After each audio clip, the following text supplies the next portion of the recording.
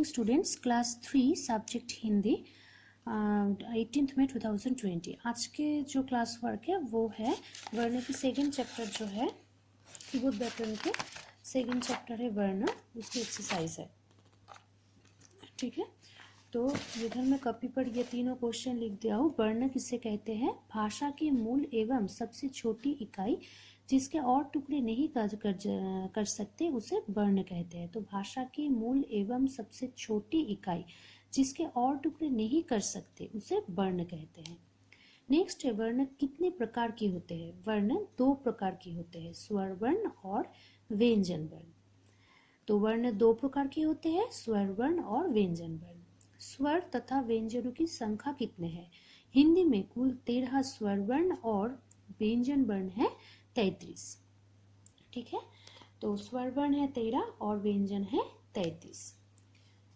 Okay, तो ये तीनों क्वेश्चन मेरे हो गए। और नेक्स्ट है, निम्नलिखित प्रश्न के उचित उत्तर पर सही का निशान लगाइए। वर्ण कितने प्रकार के हैं? 2, 3 या 4? 2। संयुक्त व्यंजन कौन कौन से हैं? ओ या ये और ये ख, त्र, ज्ञ और श्र।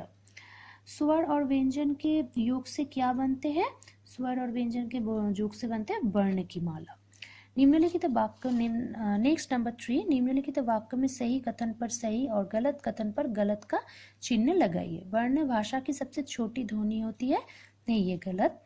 वर्ण 3 प्रकार की होते हैं, ये भी गलत। 2 प्रकार की है वर्ण। वर्णों के योग से वर्णमाला बनती है, हाँ ठीक सही उत्तर। स्वर व्यंजन की मदद से बोली जाती है, नहीं व्यंजन स्वर की मदद से बोली जाती है, तो ये गलत जवाब।